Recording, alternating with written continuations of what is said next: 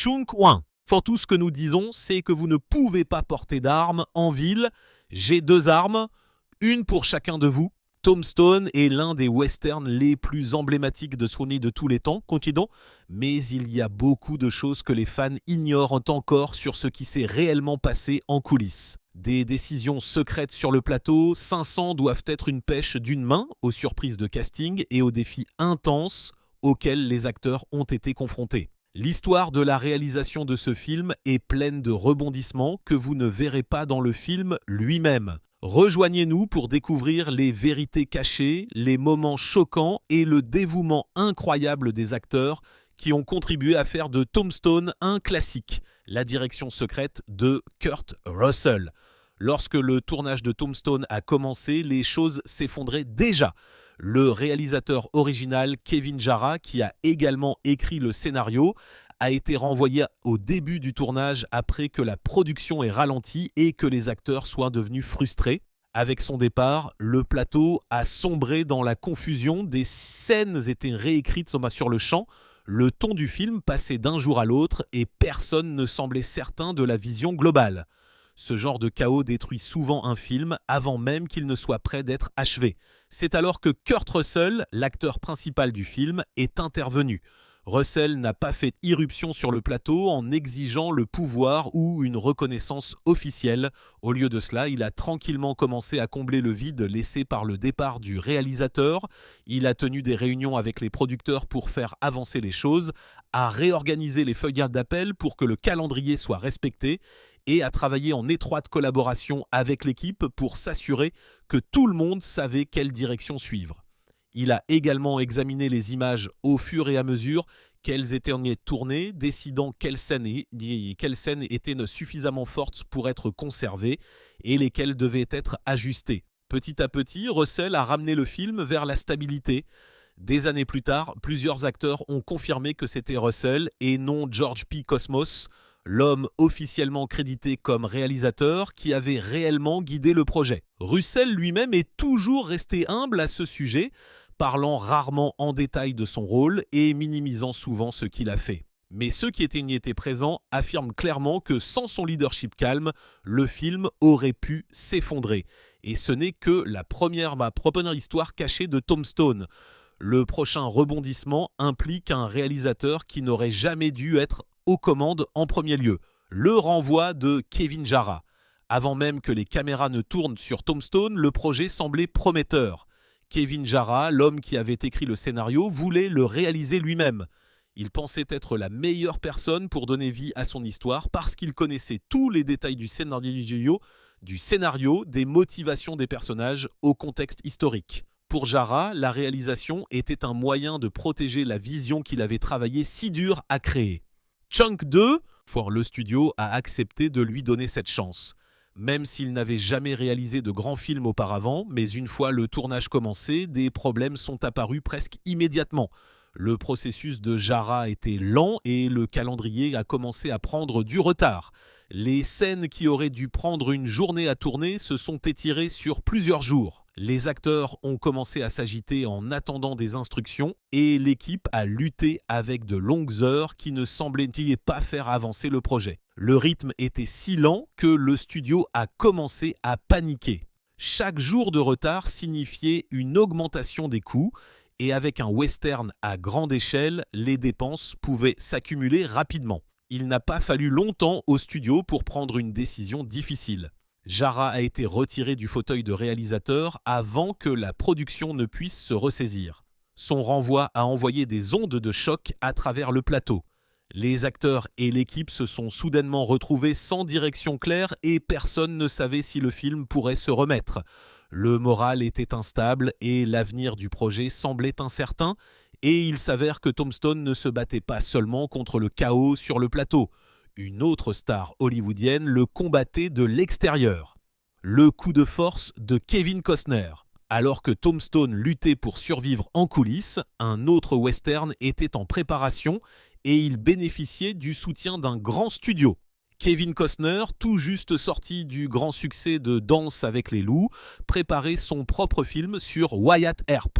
Contrairement à Tombstone, qui était financé de manière plus indépendante et rencontrait des obstacles constants, le projet de Costner bénéficiait du soutien d'un grand studio, d'un budget plus important et du type de pouvoir promotionnel capable de dominer l'attention d'Hollywood.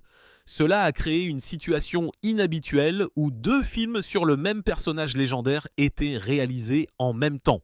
Selon de multiples rapports de personnes proches des productions, Costner n'était pas satisfait de la concurrence. Il aurait utilisé son influence pour faire pression sur les distributeurs afin qu'ils évitent Tombstone.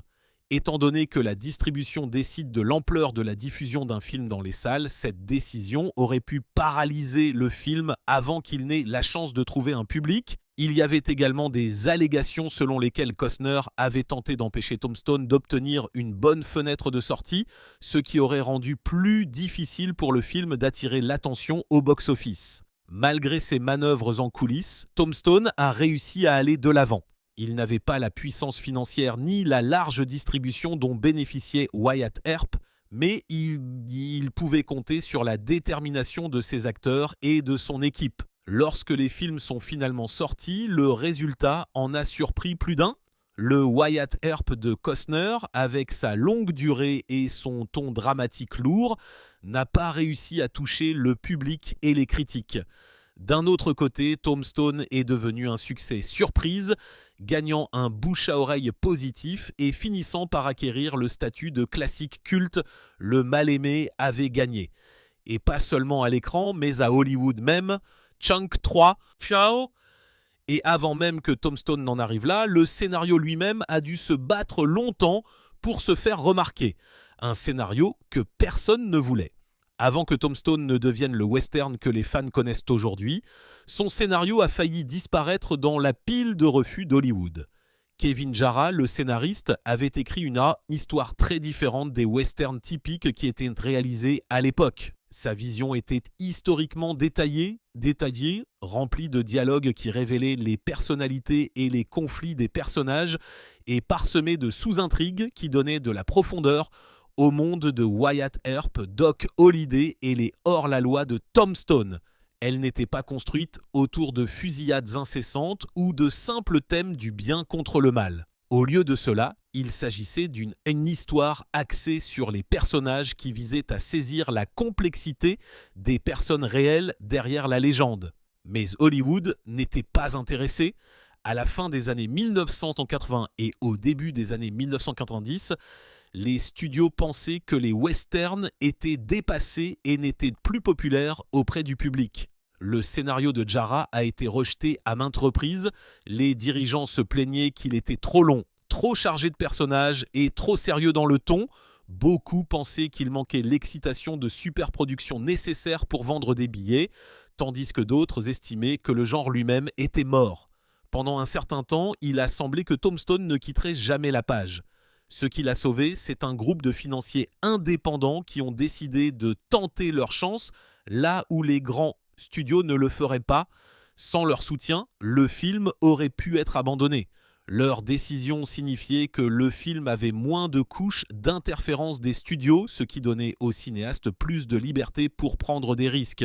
Mais cela signifiait également que le projet était plus vulnérable aux difficultés financières, au chaos de la production et à l'incertitude quant à savoir s'il atteindrait les salles de cinéma.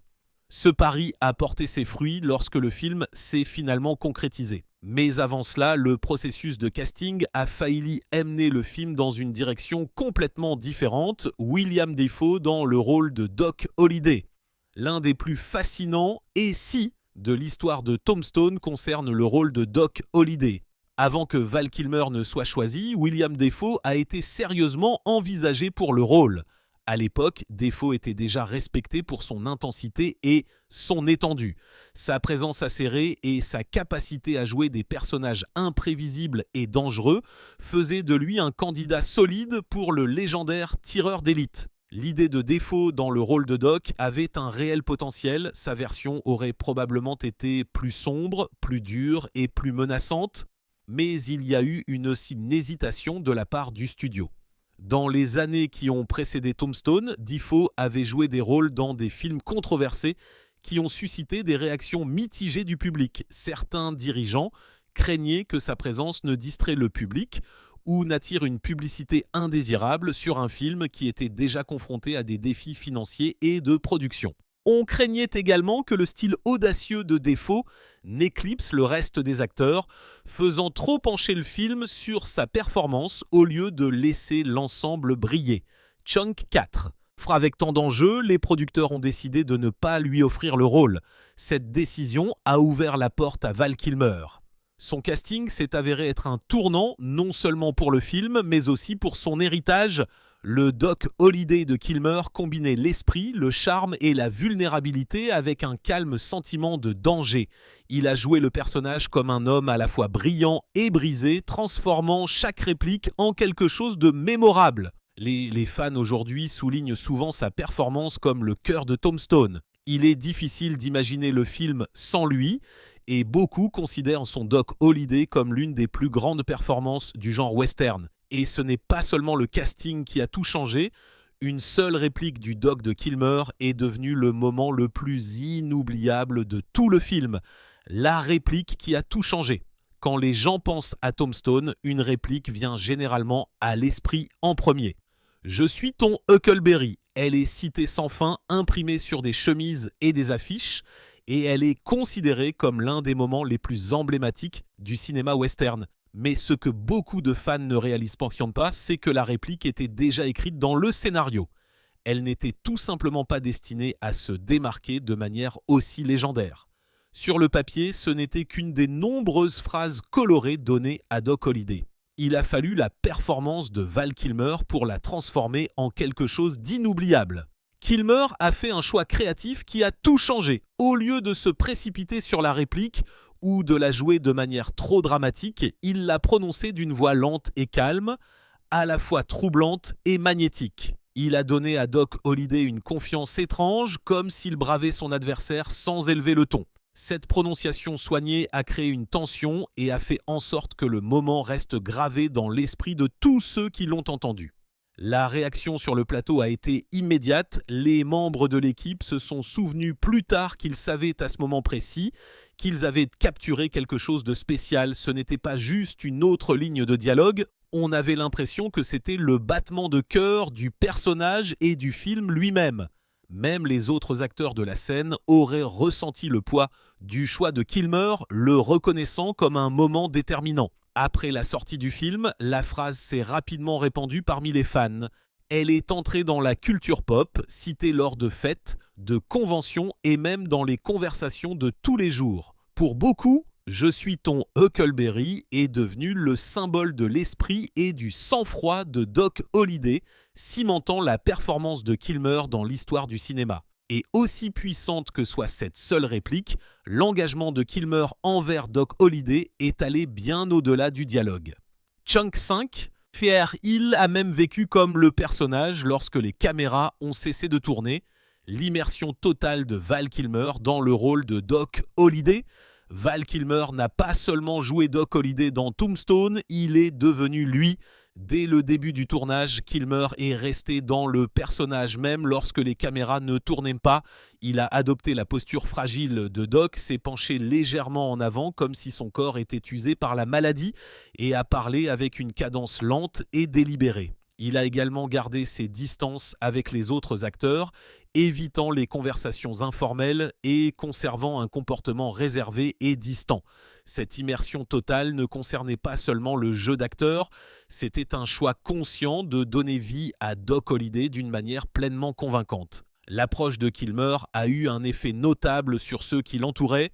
Les autres acteurs ont rapporté qu'ils se sentaient parfois mal à l'aise, ne sachant pas où le personnage se terminait et où Kilmer commençait.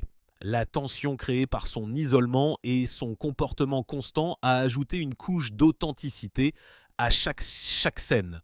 Lorsque Kilmer entrait dans une pièce ou parlait, ce n'était pas seulement une performance, on avait l'impression que Doc Holliday lui-même était arrivé. Cette présence constante a rendu les interactions à l'écran plus crédibles et a maintenu les autres acteurs profondément engagés dans la réalité de l'histoire. Les résultats ont été remarquables. L'engagement de Kilmer a donné à Doc Holliday une intensité et une imprévisibilité uniques. Chaque geste, pose et ligne de dialogue avait du poids. Le public pouvait sentir le danger, le charme et la fragilité du personnage, rendant chaque confrontation et chaque conversation plus captivante. Ce niveau de réalisme a contribué à ancrer le film au milieu de sa production chaotique et il est devenu l'un des aspects déterminants de Tombstone. Le dévouement de Kilmer montre jusqu'où un acteur peut aller pour incarner pleinement un rôle et il a préparé le terrain pour certaines des scènes les plus inoubliables du film. Ensuite, les exigences physiques du film ont poussé un autre acteur à ses limites lors de l'une de ses confrontations les plus intenses, le duel qui a failli briser un acteur. L'un des moments les plus intenses de Tombstone est la confrontation entre Johnny Ringo et Doc Holliday. Michael Biehn, qui jouait Ringo, a fait face à des défis extrêmes pendant le tournage de cette scène. Le duel a été tourné en Arizona où la chaleur estivale peut être brutale et les longues heures passées sous le soleil ont poussé les acteurs et l'équipe à leurs limites physiques. Chaque prise nécessitait une concentration totale, des mouvements précis et un timing soigné, mais l'environnement rendait même les actions de base épuisantes. Pour ajouter au défi, Biehn portait des vêtements noirs lourds qui correspondaient au style de l'époque. Des manteaux de laine épais, des chemises superposées et des bottes serrées emprisonnaient la chaleur et ajoutaient du poids supplémentaire, ce qui rendait physiquement exigeant de bouger et de maintenir la posture. La combinaison du soleil brûlant, des vêtements lourds et des longues heures de tournage a rapidement eu des conséquences. Au moment où la scène du duel était en cours, Biehn luttait contre la déshydratation et la fatigue extrême. Chunk 6. Faire ce que la plupart des fans ne réalisent pas, c'est que sa position légèrement instable pendant la confrontation n'était pas du jeu d'acteur. À certains moments, Biehn avait du mal à rester debout. La sueur, les tremblements et l'expression tendue étaient réels. Ces défis physiques ont involontairement ajouté à l'authenticité de la scène, donnant à Johnny Ringo un sentiment de vulnérabilité et de tension qui a renforcé le drame. Le résultat est un duel qui semble intense, risqué et d'un réalisme obsédant. Chaque mouvement et chaque regard ont du poids, non seulement à cause de l'histoire, mais aussi parce que les acteurs ont été physiquement poussés à leurs limites. Cette combinaison de talent, d'endurance et de circonstances a créé l'une des fusillades les plus mémorables du cinéma western. Kurt Russell n'était pas le premier choix du studio. Lors du casting de Wyatt Earp pour Tombstone, le studio ne s'est pas immédiatement arrêté sur Kurt Russell. Les dirigeants étaient préoccupés par la question de savoir s'il avait l'attrait au box-office nécessaire pour porter un western majeur. Ils voulaient un nom plus grand, quelqu'un qui, selon eux, pouvait attirer de grandes foules et garantir de fortes ventes de billets. Au-delà de la reconnaissance du nom, ils avaient d'autres doutes. Certains ont remis en question la moustache de Russell et son apparence générale pour l'époque. D'autres craignaient que son style d'acteur plus réservé ne donne pas la performance héroïque et grandiose attendue pour le rôle principal. Même après que Russell ait obtenu le rôle, ces doutes n'ont pas disparu. Pendant la production, les dirigeants du studio ont continué à discuter de la possibilité de le remplacer si les premières images ne répondaient sûrement pas à leurs attentes. La pression était constante, créant un environnement où Russell devait faire ses preuves non seulement sur le plateau, mais aussi auprès des décideurs puissants en dehors du plateau. Russell a répondu en restant concentré sur le personnage plutôt que d'apaiser les préoccupations du studio. Il a insisté pour dépeindre Wyatt Earp comme un homme de loi réaliste et terre-à-terre plutôt que comme un héros d'action soigné. Il a prêté attention à de petits détails comme la façon dont Earp bougeait, parlait et réagissait, s'assurant que le personnage se sente humain et crédible. Russell n'a pas exagéré ni embelli le rôle pour créer un effet dramatique, même lorsque cela aurait pu sembler plus sûr de le faire. Au final, son approche a porté ses fruits. Sa performance réservée et réfléchie est devenue essentielle au succès du film, donnant à Wyatt Earp de la profondeur et de la crédibilité. Elle a permis au public de le voir non seulement comme un héros dans une histoire, mais aussi comme un homme naviguant entre le danger, la moralité et la loyauté. L'engagement de Russell envers l'authenticité a contribué à ancrer le film, en particulier au milieu du chaos de sa production. Et au moment même où Russell consolidait son rôle, les tensions sur le lieu de tournage allaient créer un autre défi inattendu pour les acteurs et l'équipe. Tombstone contre Tom Tombstone. Le tournage de Tombstone dans la véritable ville de Tombstone, en Arizona, a entraîné des défis inattendus. De nombreux habitants étaient mécontents de la version hollywoodienne de leur ville et de son histoire. Ils estimaient que le scénario était trop axé sur les fusillades et l'action, ignorant la complexité et les véritables difficultés des personnes qui y avaient vécu. Chunk 7. For les historiens, les conservateurs de musées et les habitants de longue date ont été particulièrement virulents, soulignant les inexactitudes et ce qu'ils considéraient comme une représentation trop sensationnaliste de leur communauté. Certains habitants ont adressé leurs plaintes directement à l'équipe de production.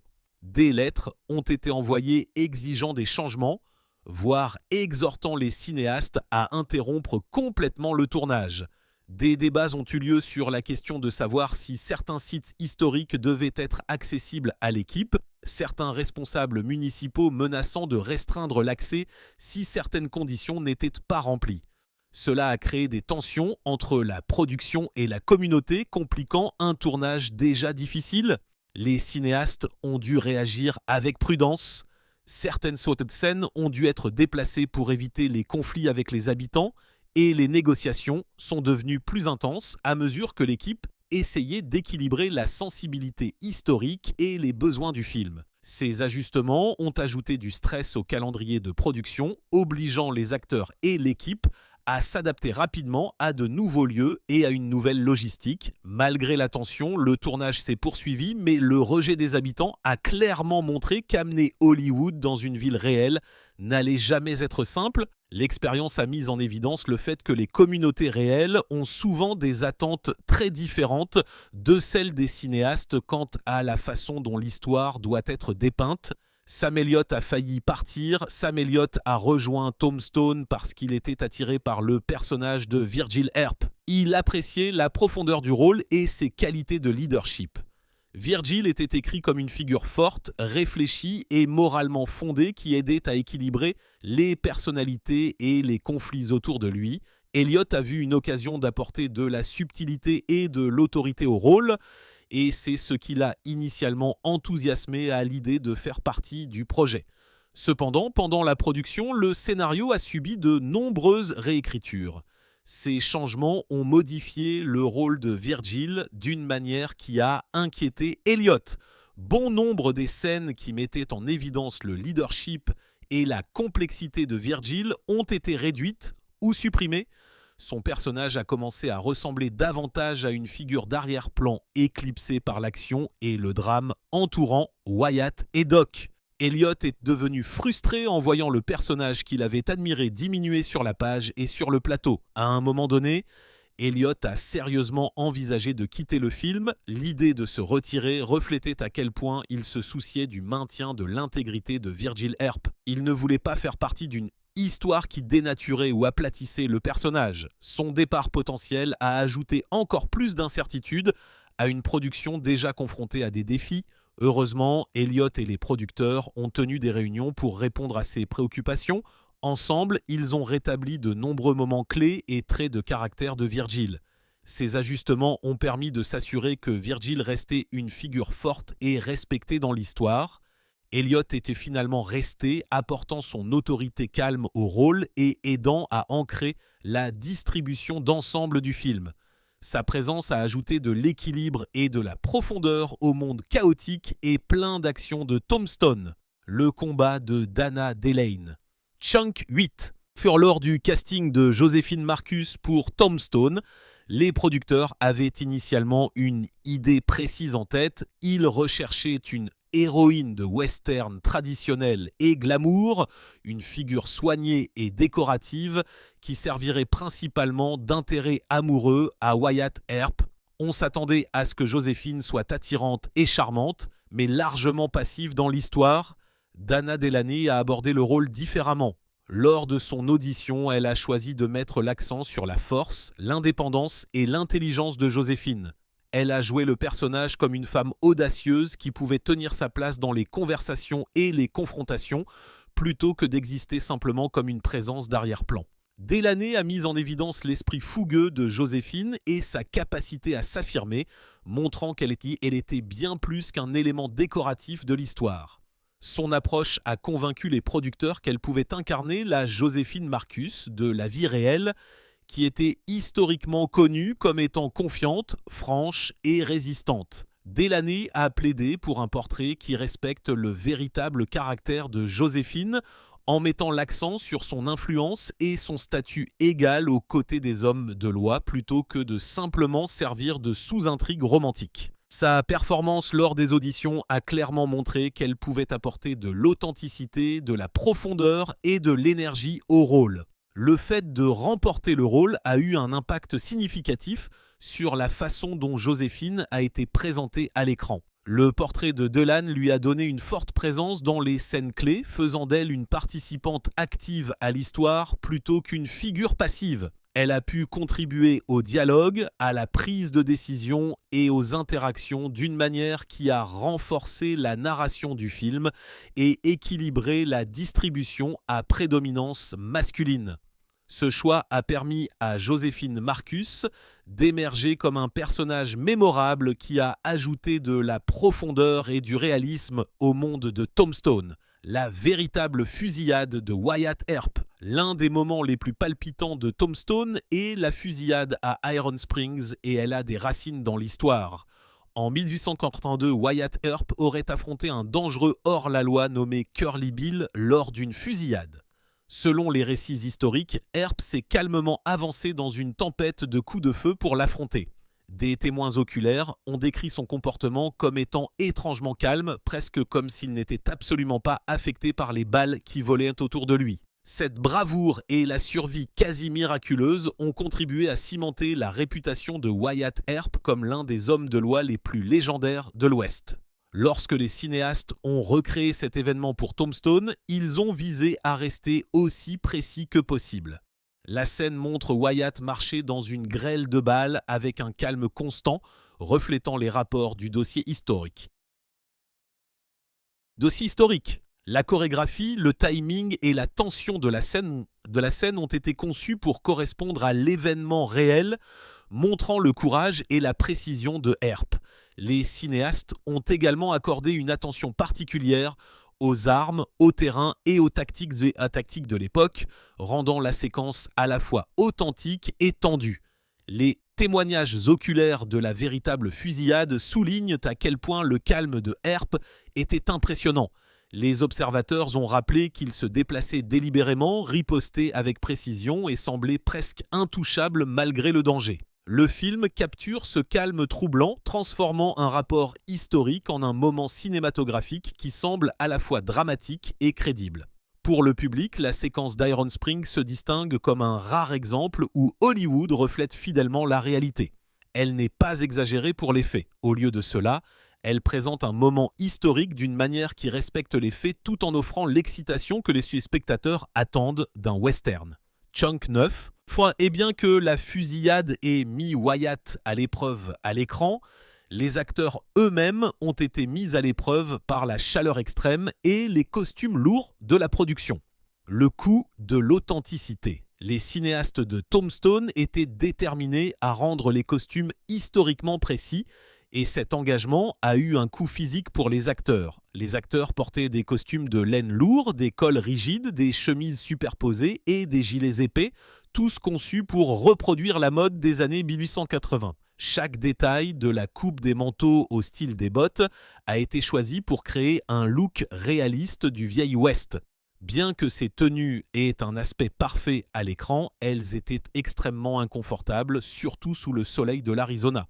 La chaleur intense et le poids des vêtements ont créé de réels défis pour les acteurs. Beaucoup ont dû endurer de longues journées de tournage en transpirant à travers plusieurs couches, ce qui a entraîné l'épuisement et, dans certains cas, des évanouissements. Plusieurs interprètes ont eu besoin de plusieurs changements de garde-robe en une seule journée, juste pour rester fonctionnels et en sécurité. Même les mouvements de base comme marcher, dégainer une arme ou courir sont devenus physiquement exigeants sous les costumes lourds. Val Kilmer a plaisanté plus tard en disant que faire semblant d'être malade à l'écran n'était pas du jeu d'acteur. La maladie de son personnage était pratiquement reproduite par le poids et la chaleur des vêtements eux-mêmes. Pour lui et le reste de la distribution, rester concentré et maintenir le personnage demandait un effort, une patience et une endurance considérables. Le Wyatt plus sombre que les fans n'ont jamais vu. Tout ce qui a été filmé pour Tombstone n'a pas été intégré au film final. Lors du montage, plusieurs scènes montrant un côté beaucoup plus sombre de Wyatt Earp ont été coupées. Dans ces séquences supprimées, Wyatt apparaissait plus dur, plus froid et moralement plus ambigu. Il prenait des décisions impitoyables, montrait moins de pitié à ses ennemis et luttait ouvertement contre ses démons personnels. Ces moments ont dépeint une version de Wyatt comme un homme davantage motivé par la vengeance et le pragmatisme que par un héroïsme évident. La raison de ces coupures était principalement la pression du studio. Les dirigeants pensaient qu'un Wyatt héroïque et attachant plairait à un public plus large.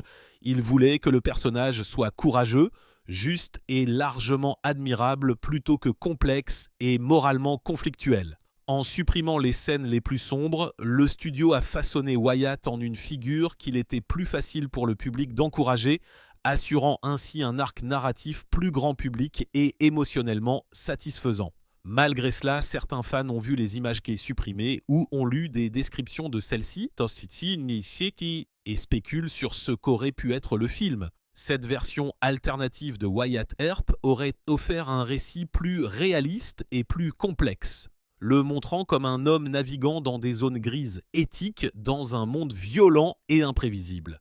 Cela aurait pu rendre le film plus réaliste et historiquement fondé, mais cela aurait également risqué d'aliéner les spectateurs qui s'attendaient à un héros de western traditionnel.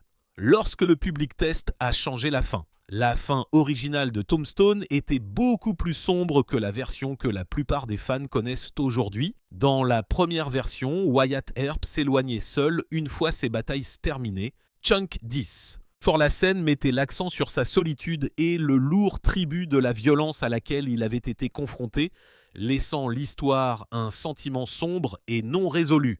Bien que cette fin soit historiquement plausible et cohérente avec le ton des scènes précédentes, elle n'a pas fourni une conclusion émotionnelle satisfaisante pour les spectateurs.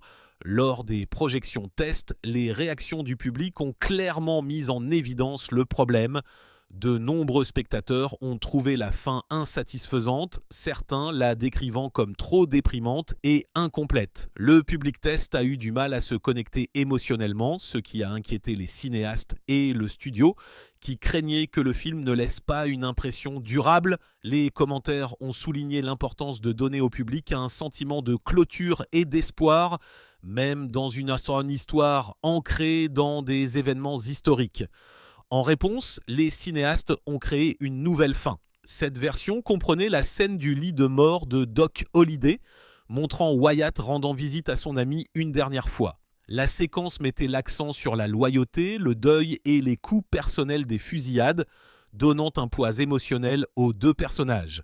Le film a ensuite ajouté un chapitre final qui laissait entrevoir la vie future de Wyatt, offrant au public une conclusion plus édifiante et pleine d'espoir.